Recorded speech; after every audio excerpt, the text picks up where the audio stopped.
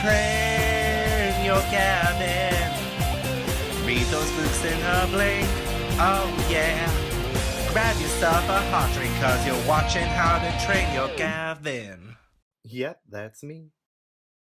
Hey guys, welcome back to How to Train Your Gavin. Today I'm doing my May wrap-up and I don't feel like I'm going to be able to give you the energy or the kind of video that you'd expect from me. There is still so much happening in the world right now, and the Black Lives Matter movement should be the top priority, so I feel really weird doing a video. But I do want to say that I will be playing a video throughout this in the background that I hope you guys will do as well. So Zoe Amira has put on a video on YouTube where if you cannot physically donate money, then you can stream this video, and it's absolutely free to do. Just make sure that you go through the ads, you do not skip the ads, you just stream it. You can do it just in the background. So 100% of the AdSense will go towards bail funds, it will go towards family funerals, it will go to so many different organisations that are supporting the Black Lives Matter movement. Also note that I don't think it really counts if you just do a loop.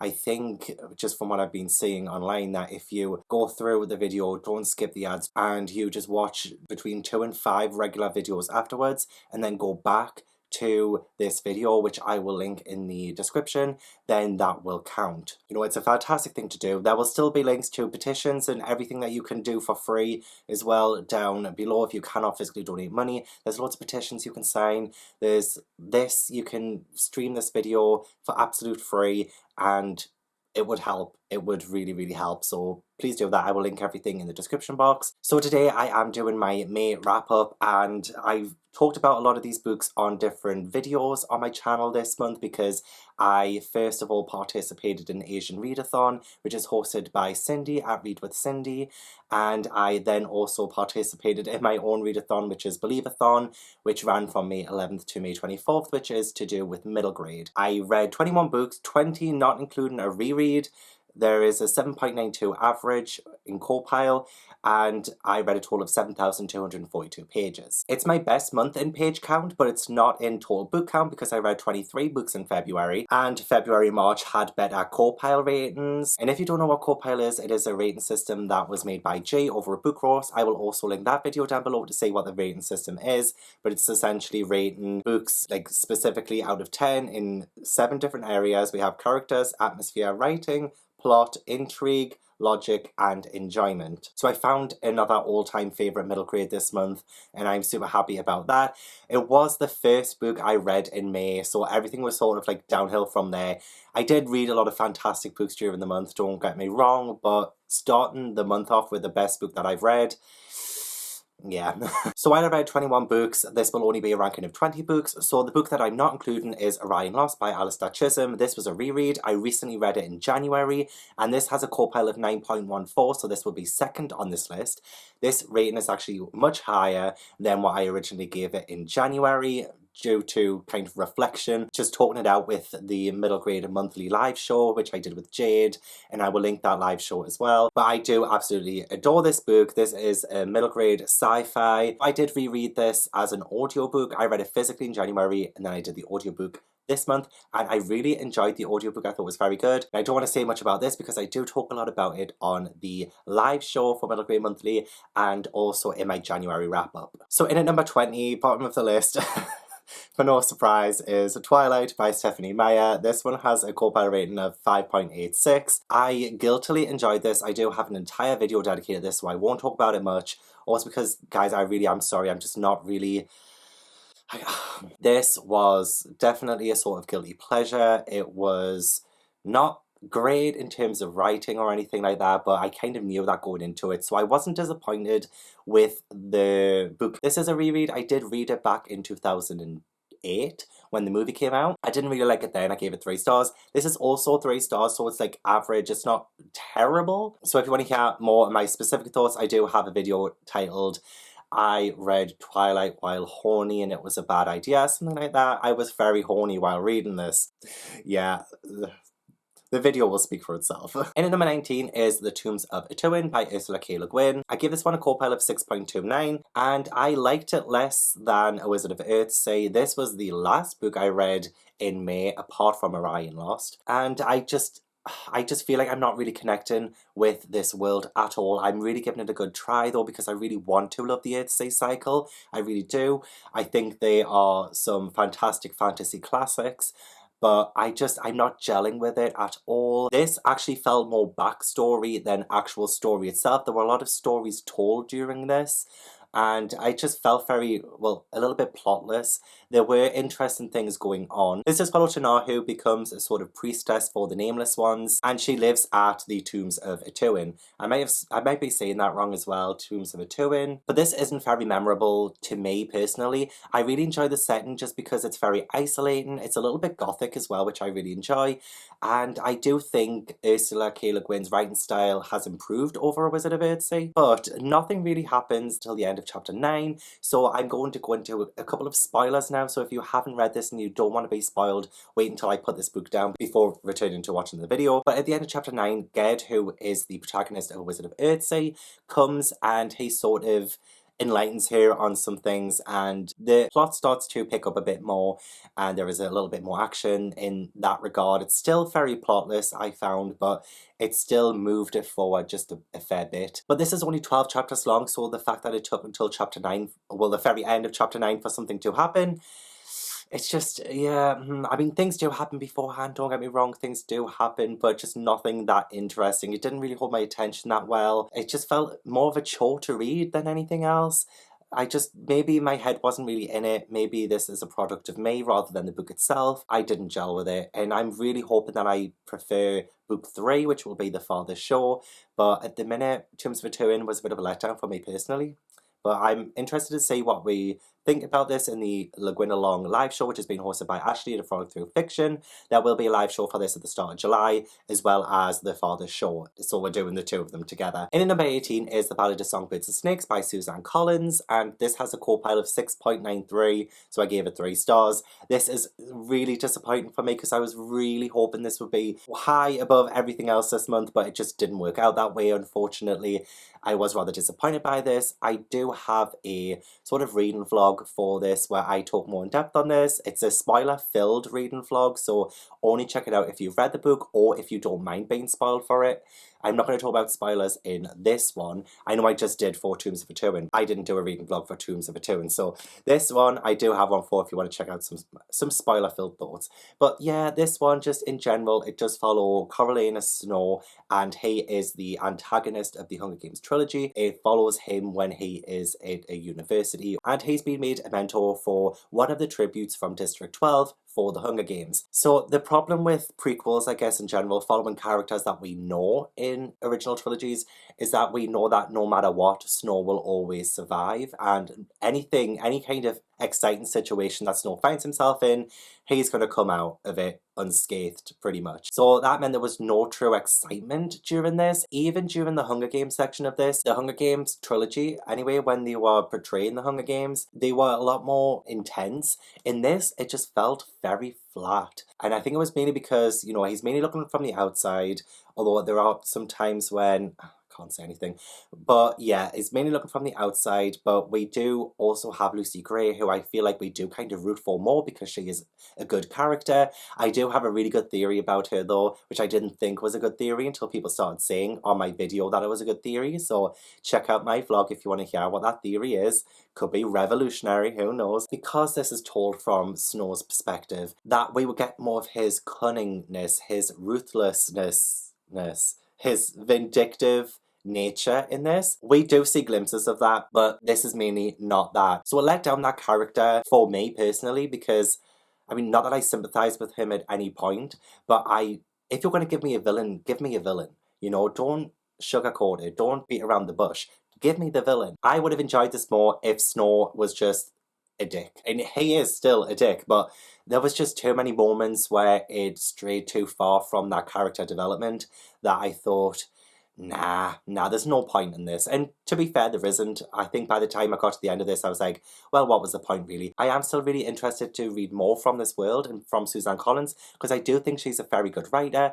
I just thought this was not the book. But do check out my spoiler-filled vlog if you want to hear way more in-depth thoughts on this. In number 17 is The Infinite Lives of Maisie Day by Christopher Edge. This one has a core pile of 7.29, and I read this one for Believeathon 2. I read this for the Orion Found sci-fi prompt, and this was good. It's extremely short though, so I think that's what let this book down a bit. This does follow Maisie Day, who one day on her birthday, she wakes up and discovers that she is the only person in the universe, and when she opens her front door, everything's just pitch black. It's like she's in a black hole. And then in the next chapter, she wakes up on her birthday and everything is fine. It's like her birthday is normal. And then it goes back to the black hole scenario and then back to Maisie Day on the normal birthday. And both of those stories intersect.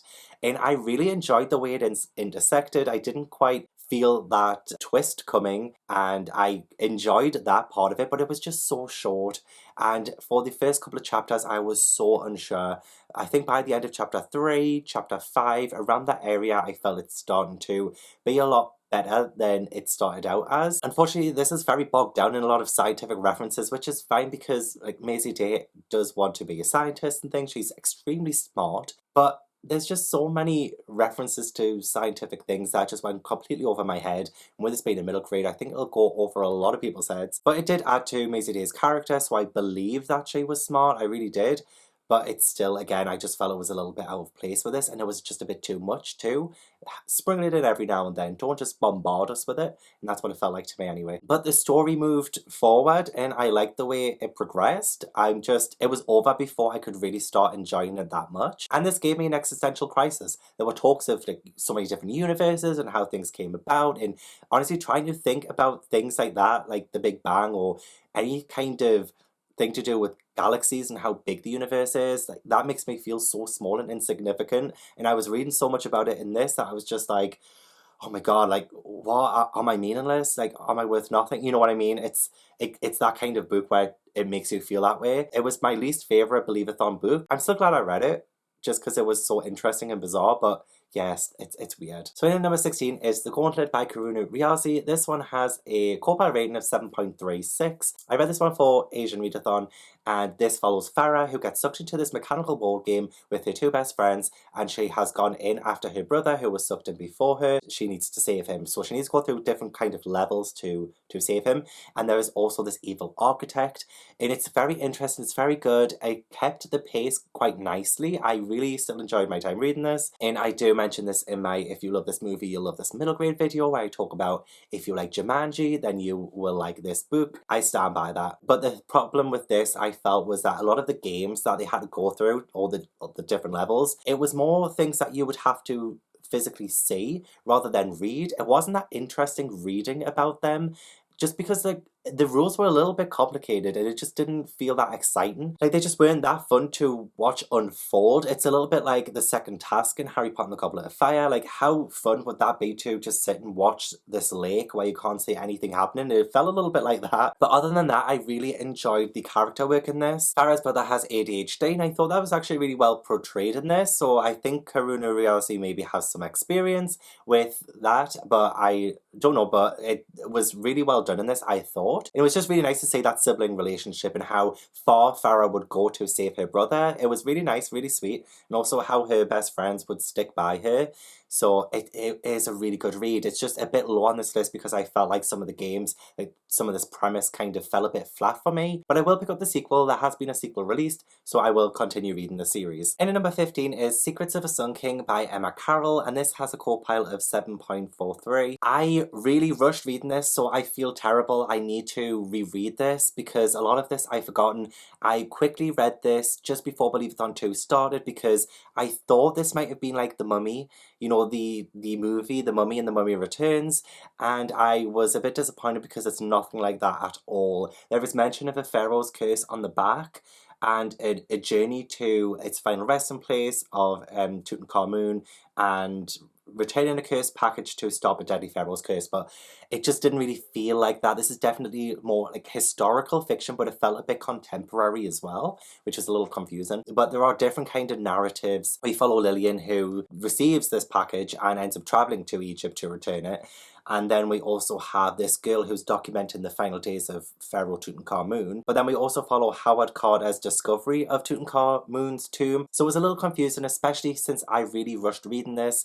And I definitely won't really include it as a proper read because I've already forgotten most of what happened in this, not gonna lie. So I guess you could say that it isn't that memorable to me. I had such high hopes that it would be like The Mummy. I really did. I wanted to include that in my if you love this movie, you'll love this middle grade video, and be like, oh, if you love The Mummy, you'll love Secrets of a Sun King.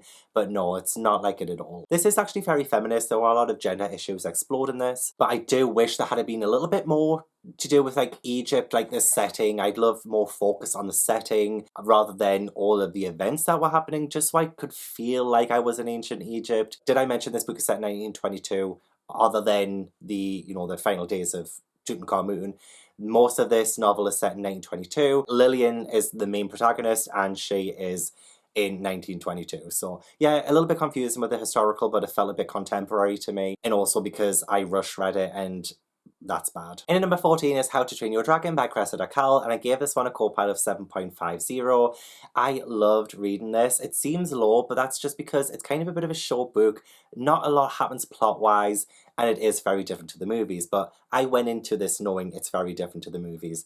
So we do follow Hiccup, who is this Viking boy who lives in this Viking village where there are dragons, and they have to train dragons. It's not quite like in the movie where dragons and Vikings are at war or anything, or, you know, dragons come in stealing things. This one is more about Vikings trying to train dragons, and Hiccup has this knack for talking to dragons. There is a really good message in here of believing in yourself, and it's one of the things I loved about this. I read this as well as watched Cressida Cowell read from this on her YouTube channel. She is an absolute sweetheart. She reads this so passionately and she's laughing herself. She shows you the illustrations as she's reading, and honestly, if you need to read this book, then watch Cressida Cowell read it to you. It's like, you know, a parent or a teacher reading you a story, and I love that.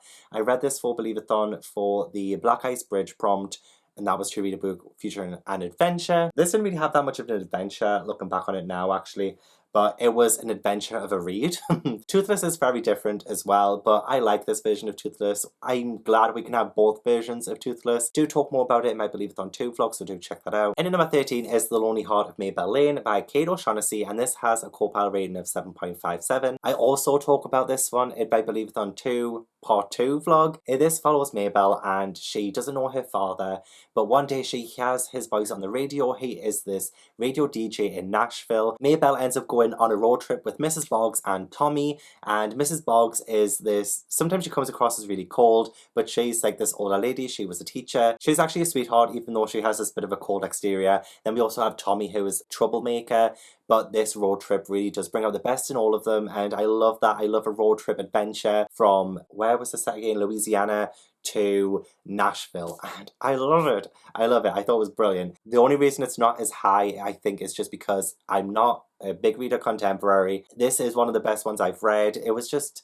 what I needed when I read it. It gave me some great memories of when I did a little bit of a road trip in America. I thought it was really well written and really good, and I do talk about this in Believe-a-thon 2 vlog, so do check that out. Sorry, I am struggling to give coherent thoughts, so I do apologise. I also read this for the Brolly Reel prompt for Believe-a-thon 2 as well. In number 12 is Sal and Gabi Break the Universe by Carlos Hernandez, and this has a co-pile of 7.79. This was almost so high on this list, I cannot tell you. As I was reading this, I was absolutely loving it. I think for the first half, I was like, yes, yes, yes, love this. Because this has some fantastic characters, some really, really funny characters. The main character, Sal, why was I looking on the back there? His name's on the front, Sal. Sal is hilarious. He's like this little magician, but he actually has the ability to be able to punch holes into the universe and pull things out from other universes, which kind of, it has a bit of a bad effect, really. But It's a very cool trick that nobody can see but Gabi. Gabi can see him do it, but nobody else can see these holes in the universe, which I found was really interesting. But with Sal being such a funny narrator, and also a very wise narrator, there are a lot of really touching moments in this. This actually made for such a fantastic read, and for the longest time this was going to be 5-star, but then I got to the midway point to the end, and just not really anything was happening. Somebody classed this as contemporary with sci-fi elements, and I agree with that wholeheartedly. It just felt more of like a middle school drama kind of thing with sci-fi as a backdrop more than anything else. It had some really interesting points in this. So this is explained on the back, so it's not a spoiler, but Sal's mum passed away years ago, but he is able to go to different universes and get that version of his mum out and bring her to his world, which I thought was such a weird but cool experience. The first time it happened, it took me by surprise. Yeah, and then just after that, it wasn't as interesting. And also, Sal and Gabi don't really break the universe. I thought there would be some kind of breaking, but there wasn't. There is something that happens towards the end that I think has some kind of repercussions, but everything's quite neatly tied up, I felt. So, I don't know. The sequel is called Sal and Gabi Fix the Universe, so maybe something happens. I don't know, but there wasn't this big breaking. I felt the title was a bit misleading, but this was still so good. I loved it. I thought it was brilliant. But unfortunately, it slid down the longer it went on because nothing was happening that was that interesting. Character work, I'd give 10 out of 10. And at number 11 is The Wizards of Wands Twice Magic by Cowel, and this one has a core pile of 7.93. I read this one for the Bookkeeper Stronghold prompt. This was the next book in the series to read. What I loved about this is that it took everything I loved from the first Wizards of Wands and just amplified it a little bit more. There was a lot going on in this. There are moments towards the end where stakes really got high because, I should probably tell you what this is about. So we follow Wish and Zar. Zar is a wizard, Wish is a warrior, and the two are supposed to be enemies, but there is this bigger enemy instead, called The Witch. Yeah, this is the sequel to The Wizards of Wands. So can't really say much about that, but this was very, still nicely written. I thought Cressida Cowell has this amazing imagination, especially to do with middle grade, and her illustrations are also very good. I listened to the audiobook with David Tennant narrating this, and that was fantastic as well. I do talk about this more if I believe it on 2 vlog, and I'm really just directing you guys to the vlogs that I've made because I talk about them a lot. Very quick to get through, great story because it really does develop on what the Wizards of Wands set up. Just going to open up for book 3 and book 4 to take the story in bigger directions, so I'm really excited to read the rest of the series, and I'm still absolutely dying to know who the unknown narrator is. So on to my top 10 now then. In at number 10 is Reflection by Elizabeth Lim, and this has a core pile of 8. I read this during Asian Readathon, but this was a last minute throw-in because I was just making Asian Readathon to be strictly middle grade by Asian authors, but I ended up putting this one in because I really fancied reading a Disney Twisted Tales. But this was really good. I really enjoyed it. I like this more than Mirror. No, I don't want to say it out loud because I get the mick taken out of me. Mirror. Did I say it right? I don't know. So Mirror was the only other Disney Twisted Tale that I read. So I like this more than that one. That one's like a Snow White retelling. This one is a Mulan retelling. And you can tell, obviously, because just everything about it, you can tell it's a Mulan retelling. This starts off during the big avalanche that Mulan sets off in the Disney film. So we have Li Shang get mortally wounded. So he ends up having to go to the underworld, and Mulan has to go in to save him from the underworld. And it's this really good, interesting, fast-paced adventure, pretty much. I thought it was really good. It worked really well if it wanted to be a sort of, do you know Beauty and the Beast, The Enchanted Christmas, how that is set during Beauty and the Beast, but during the Christmas segment? So you could have the film the way it is, and then that little bit in the middle, it fits, and it doesn't change the main story. This could have been that for Mulan, except things do really change dramatically by the end of it, that it wouldn't have fit in with the movie. But this does rely too much on your knowledge and your love for the movie, so if you don't really love Mulan, then I guess you probably wouldn't enjoy this as much because there isn't really any character development to begin with. You are thrown into the action, you aren't really introduced to the characters, you're expected to already know them, which is the pitfall of these Disney Twisted Tales, I think. Not too much more to say about this, except I really love the underworld setting. I talk a lot about this in my Asian Readathon blog, so do check that out. And yeah, it really made me want to watch Mulan, and I did. I ended up watching it, just like I did watch Snow White after reading Mirror. Yeah, I enjoyed 8 out of 10, which is a fantastic rating for a Disney Twisted Tale. So can't wait to read the next one, whatever that might be. In at number 9 is Cogheart by Peter Bunzel, and I gave this one a co-pile of 8.07. This is the first book in the Cogheart adventure series, and this follows Lily, whose dad perishes in this Zeppelin. Is that what you call it? Like a Zeppelin ship thing in the sky. Her dad gave this mechanical fox this letter to give to Lily, except there are these mirror-eyed strangers who are stalking the streets and they are after Lily and the letter, and it's like this big adventure, crazy running around kind of story. We also follow Robert, who is a clockmaker's son, and he and the fox try to get to Lily. It's like this race against time kind of thing, but it's very interesting. It's very steampunk Victorian, fast-paced. I really enjoy the characters. I talk a lot about this in Believeathon 2, part 1 of the vlog. Do check that out if you can. I definitely found this quite dark for a middle grade. Not too dark, but definitely the suspense and the tension in this was very well done. I really enjoyed it. Very well written. I can't wait to read the rest of the Cogheart series. I already feel like I've spoken a lot about it before, so I'm going to move on if that's okay. And at number 8 is Aru Shah and the End of Time by Roshani Chokshi. This has a co-pile of 8.21, and I read this one for Asian Readathon. This was very, very good. I really enjoyed my time reading this. I probably don't love it as much as a lot of other people do, mainly because, well, actually I'll get into the plot first. So Aru is this young girl who lives in a museum, and one day she accidentally unleashes this demon. And this demon is attempting to awake the god of destruction. So Aru ends up having to fix her mistake. She has a long lost half sister, and she's also accompanied by this pigeon who is so funny. I really enjoyed the pigeon. So I really enjoyed the characters. The only thing is that let this down is the humor, I thought. Sometimes it felt really flat. There were a lot of pop culture references which I really don't like in books, but I also felt like a lot of the pop culture references were so out of place for a middle grade. So there were references to Game of Thrones, Divergent, Die Hard. Then Aru also says something about The Matrix being an old movie.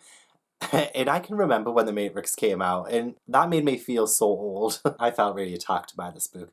But I really did like the adventure aspect of this. It felt very Percy Jackson and the Lightning Thief, especially when Aru comes across the first part of her adventure. It very mirrored the moment in Percy Jackson where Percy comes across Medusa. It felt very similar to that, so I could feel the inspiration behind that. But I liked the different sections of this and the different explorations of Hindu mythology. I thought that was really well done, and I'm very excited to read the rest of the series.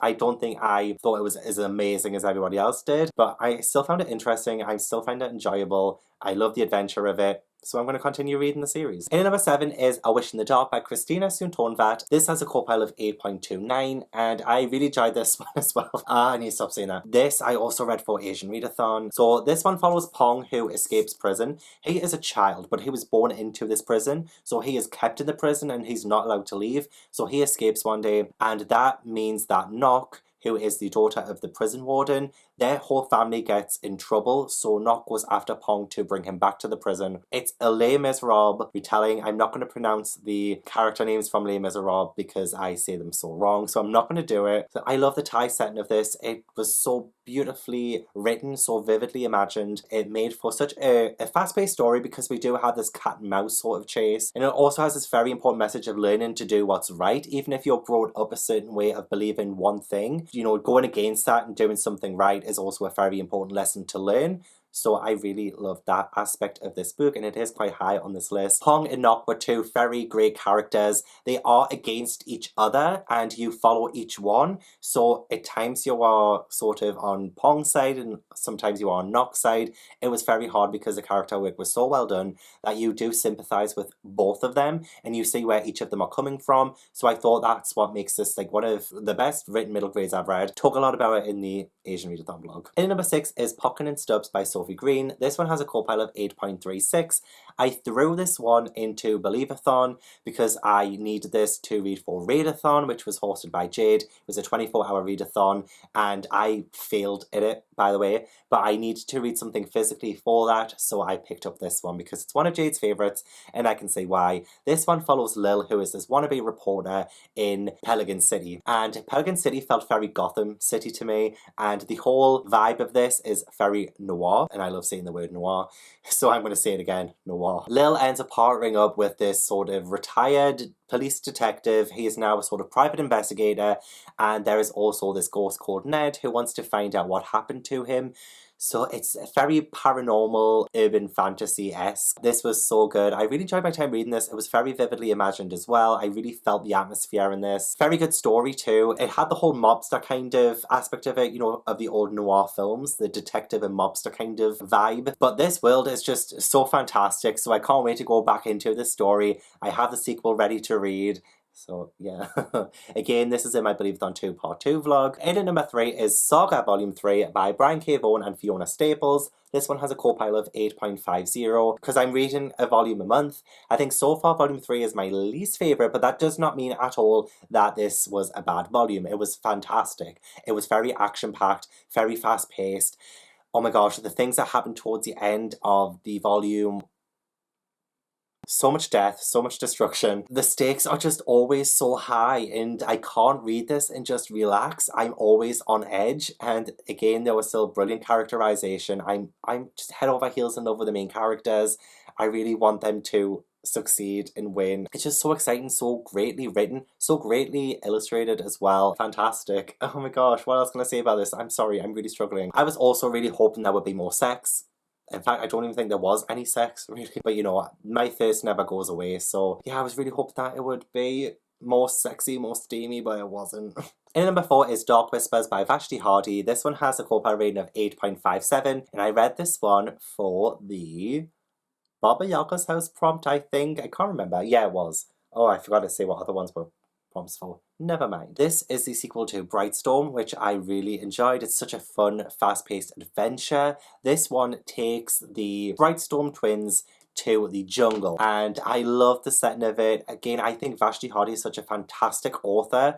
In the middle grade field, she is just able to write such vivid things, which I love saying that word in this video, I've just realised. But the character work in this is so good because we have the twins, Arthur and Maudie, who get separated at one point in this, and you can feel that separation. They have so much love for each other that when they are separated, each character is developed in such a fantastic way. The plot was very fast-paced. Can't really say much about the plot because this is a sequel. However, yeah, I couldn't probably say because there is this explorer who goes missing, so there are different sort of teams who go after to find this explorer, but one team is evil and another team is good. Yeah, it's like a race against who can find this explorer first. It's just so good. It's very good. I'm sorry, I'm really struggling. But I definitely preferred this more than Brightstorm. I just thought, you know, the setting I enjoyed more, the characters I fell in love a bit more with. I talk about it more in my Believe-a-thon 2 vlog, part 1. And number 3 is Greenglass House by Kate Milford, and this has 8.64, which is quite a high rating. And I wish I had read this during Christmas time because this is perfect Christmas wintry vibes. This follows Milo and he lives at Greenglass House.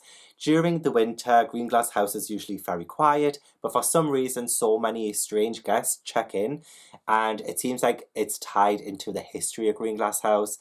It is so good. I wasn't really expecting a lot of twists and turns in this. This is middle grade mystery. I read this one for the very first prompt for Believe-a-thon, which was the Porter's Pocket Inn, to read the first in a series, and I really love this, and it was such a great way to start the readathon. Kate Milford is now somebody I can't wait to read more from, and the entire series in general too. I have most of them, I think. I can see why a lot of people raved about this. A lot of American booktubers have raved about this series. Totally understand why. I like the character of Milo because he is evidently adopted, and a lot of people keep bringing that up with him, and I thought this was such a fantastic way of dealing with sort of being different to your family and people constantly asking questions and knowing that you're not the son of two parents. I thought that was really, really well done. But also I really enjoyed Milo's friendship with Medi. I thought that was fantastic, and yeah, again, I talk a lot about it in Believe-a-thon 2 vlog 1. Definitely a favourite of mine, especially. It might be my highest rated middle grade mystery book. I just found so many of the stories about Greenglass House and some of the stories from the guests very interesting. Each of them have different personalities and different characters, and in that regard it did feel a bit Agatha Christie. So Agatha Christie for kids, y'all. And number 2 is Little Women by Louisa May Alcott, and this one has a co-pile of 8.79. This is a classic, and I read this one for the Mermaid's Lagoon prompt to read a book featuring a female Bond, which I made that prompt so I could read this book. I loved the recent movie. I thought the movie did a very good job of adapting this actually, because this is actually 2 books in one. This is Little Women and Good Wives. I started listening to the audiobook with the Laura Dern narration. It's like this full cast. I was reading along with it because I love listening to audiobooks and reading along physically, and as I was reading along, I realised that the audiobook was abridged, so that had to go, that had to be scrapped, but the audiobook was fantastic. I might still listen to the audiobook, but I had to read the entire full thing, so I downloaded the complete abridged version, which is narrated by Christina Ricci.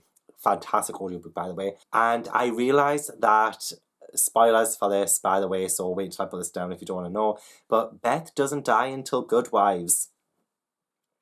And that is the second part of this. So she doesn't actually die in Little Women, she dies in Good Wives, but this is a bind up of the 2 together, just under the name of Little Women, which I think a lot of publications of this has done. So I was so confused. I really enjoyed the characters. I absolutely love Jo and Meg and Amy and Beth. I thought they were fantastic. Their sibling relationship is one of the best sibling relationships I've read in a book ever. Love the setting. I do really enjoy reading classics. I just don't read enough of them. So I feel like this has given me that classics bug. So I'm so excited to dive into more after this. It did feel quite plotless though, and a lot of the times I didn't really care about what was going on, but I still found this really brilliantly done. I wish I had read it when I was a bit younger. I might prefer the movie just because I watched the movie first maybe, but still fantastic. So glad I read this one. Also, Jo is just one of the best heroines in literature ever. I feel personally like she is so independent, she's so strong, so funny. Just love her. Which leaves me with my number 1, and it is a huge gap between 1 and 2. Like, this one is high and above the rest. I absolutely love this book, and in at number 1 is Where the Mountain Meets the Moon by Grace Lynn. This one has a core pile of 9.71. This is so high. I think at the minute this is my 7th highest rated middle grade of all time, but it's also my 2nd highest rated middle grade, not including Harry Potter. Really could say this is my 2nd favourite middle grade of all time. How's about that? So this follows Minley, and she is being brought up with these stories from her father about this jade dragon and the man of the moon, and she thinks that if she goes to the man of the moon she will be able to change her family's fortune because her family is very poor. So she goes on this adventure. She meets so many different people. She goes through different environments. She meets like a tiger. She meets a king. This is like a Studio Ghibli film wrapped up in a book, and I love it so much. Beautifully written. I love the folktale kind of way it's told. This is Chinese mythology that is quite original because I believe Grace Lynn took a lot of inspiration but made a lot of it her own. I just love this story so much, and I can't wait to reread this. This is the first book I read in the month as well, and it just started off the month so good. Read this for Asian Readathon. So glad I read it. It's literally one of my favourites now. One of my favourites of all time. Like, I urge you to pick this up. If you love things that are told quite in a fairy tale-esque way, then this is the perfect book for that. I just love it so much. I can't explain how much I love this. I loved it so much. Also, can I just say, I absolutely love Minley as a character. She goes on such a journey. She also comes across a dragon who can't fly, and this dragon who can't fly is literally the cutest thing. She calls it Dragon because it doesn't know its name, and there's just this message at the end of it as well. In fact, there's messages throughout that's just brilliantly woven into the story, by the way.